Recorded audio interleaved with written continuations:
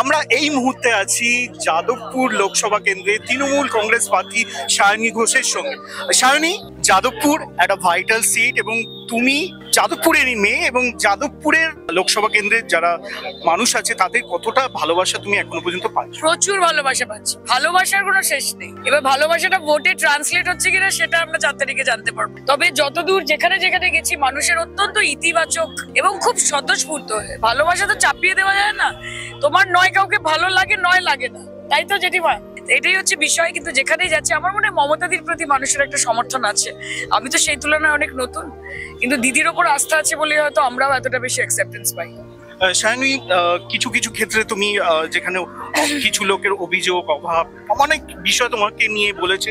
বিগত যে প্রার্থী ছিল বা আমাদের কেন্দ্রে ছিলে তিনি আসতেন না, কথা বলতেন না, তো এই ব্যাপারে তুমি যখন ফিরে আসবে কি কি বিষয় জোর দেবে? দেখো, সমস্যার কথা মানুষ তাকেই বলে যার কাছে সে সলিউশন এক্সপেক্ট করে।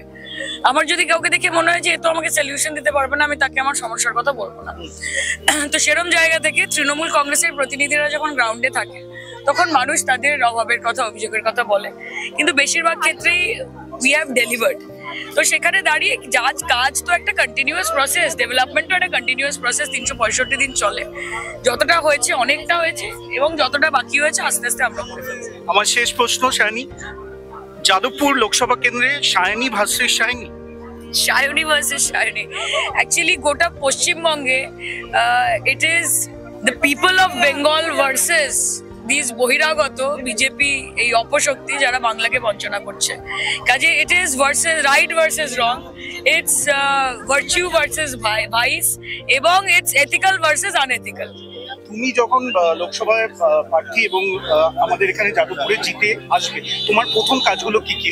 দেখো, আমি নানান জায়গায় যাচ্ছি এবং এক একটা অ্যাসেম্বলির এক একটা ক্যারেক্টার হয়, এক একটা অ্যাসেম্বলির এক একটা চাহিদা হয়।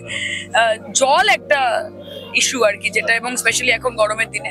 তবে পরিশ্রুত জলের বিষয়ে আমাদের মুখ্যমন্ত্রী আশ্বাস দিয়েছেন এবং দ্রুত গতিতে কাজ শুরু হয়ে গেছে।